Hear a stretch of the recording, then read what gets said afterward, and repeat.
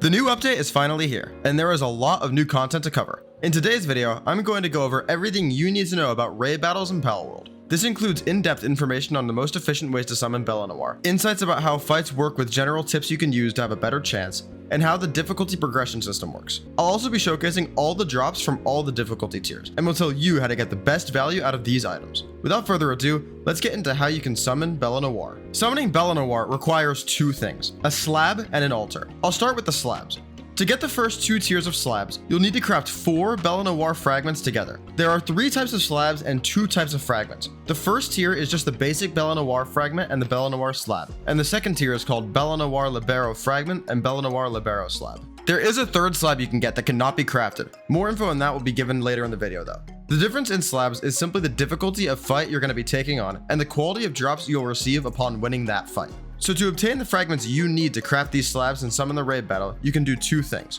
One option, which seems to be the consensus best option from everyone testing this, is just going to a sanctuary and opening all the chests. For my personal testing, it seems like the purple aura chests give these fragments far more than the gold chests do. The other method for collecting these fragments is to simply run dungeons. You can get any type of fragment from any level of dungeon, but the higher level the dungeon is, the more likely you are to get a Libero fragment than a basic one. The highest level dungeons in the game spawn in the ice biome. The most efficient way is simply to go to sanctuaries though. Once you get 4 of a single type of fragment, you can go to any assembly bench or normal crafting station and make the slabs with them. It's a fast craft, and you don't need to learn anything in the technology tree for this portion of starting raid battles. For the altar, simply unlock the building at level 33 in the ancient technology tree and place it at your base like you would any other building. Yes, you need to place it in the vicinity of your base, and your base can and will be destroyed immediately if you do this. So do not place the altar and fight it at your main base. Set up a separate location for this fight. If you forget this, it gives a warning in game too. To start the fight, simply place the slab in the altar. Now that you know how to start a raid, let's get into how the fights work. Once the fight starts, a 10-minute timer will appear on the top of your screen as you begin battling. If this timer runs out, Bellanoir disappears and you lose. Before I get into all the specific stats and drop info for all the boss levels, here are some things you should keep in mind for raid battles. You can place pals in your pal box to help you fight Bellanoir. It's basically impossible to win without the extra pals now that Pocket Pair nerfed player attack builds so heavily, so make sure you bring them. All versions of Bellanoir are dark types, so I'd recommend using dragon types for this fight. Specifically, I would recommend bringing Astagon or Jet Dragons. Astagon may seem like a random pick, but his dark dragon typing double resists Bellanoir's attacks, making him live for a long time, while he can dish out super effective dragon damage regularly. Another tip is if your pals all faint while fighting the boss, you can cycle out the fainted pals with full health ones from your box, so bringing backups is really helpful. For your personal party, I'd bring 4 goblins with a chillet mount, as that buffs player attack and turns it into dragon typing, doing super effective damage to this boss. I'd also recommend bringing a legendary shotgun and a legendary rocket launcher. The legendary assault rifle is also a great option. If you don't know how to get these legendary schematics to make these weapons, look at the video on the top right of your screen. It's really useful and will tell you how to get all these items. The shotgun is the best DPS option out of the 3. The rocket launcher is good at knocking her down and stunning her temporarily, and the assault rifle is good if you're fighting at range. You need to protect your pal box in this fight also, because if she destroys that, all the pals fighting for you from your box will be removed from the fight, making the fight nearly impossible to finish. I'd recommend putting structures around the pal box to protect it. With all this basic advice out of the way, let's get into the stats and drops you'll see from each tier of the Bellanoir fight. The basic Bellanoir has around 300,000 HP and is level 30. By level 30, I mean the resistance stats work similarly to if it were a level 30 pal. This is comparable to Axel and Orzur's boss fight resistance-wise, while having 2.5 times as much health. This fight is admittedly pretty easy. If you've already beaten the game, you'll probably have enough firepower to beat this boss with little to no difficulty.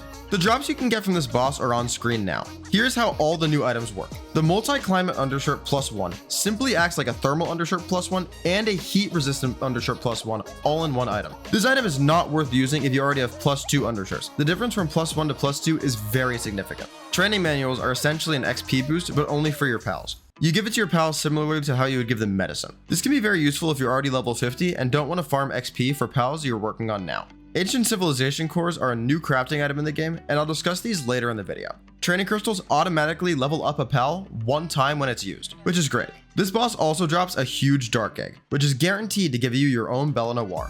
Number 112 in the pal deck. This is the only level 4 medicine producer in the game, as well as having level 2 handiwork and transport.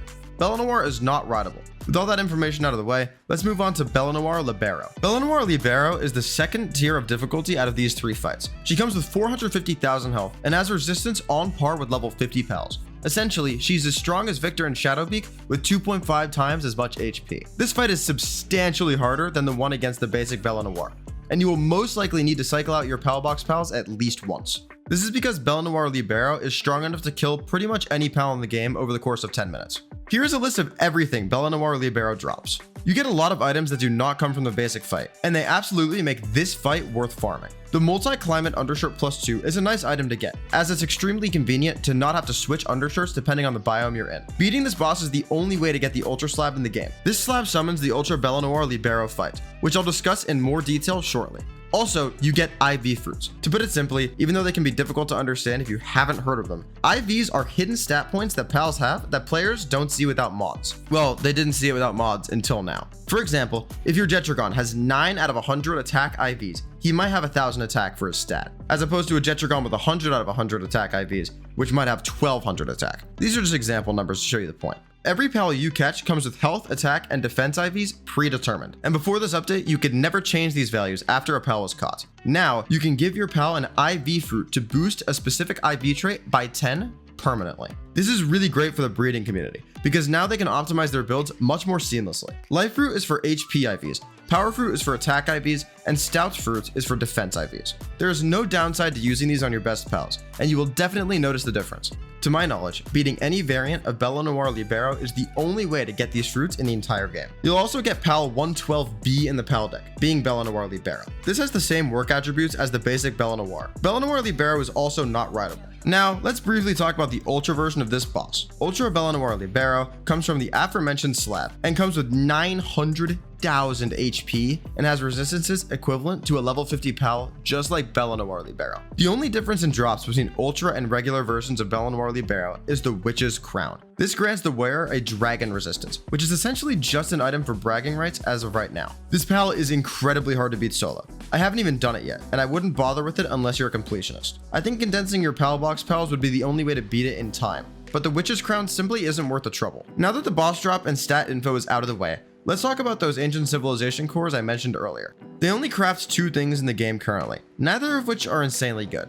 The ability glasses will show you the IVs of pals without a mod, but I'd still recommend using an IV mod if possible, as the display is cleaner and it doesn't take as much of your inventory space up. The other new item is the electric egg incubator. It's a nice item because it adjusts temperatures automatically to match whatever the egg needs to incubate at the fastest speed. This is also a nice addition because we needed more things in our base that used electricity. That being said, this item isn't extremely useful if the incubation times in your settings are already super low. I can't really advise the best way to spend these because it's entirely up to preference, and neither one is actually very useful in my opinion. If you can't or don't use mods, get the ability glasses. If you have mods, get the egg incubators. It's as simple as that.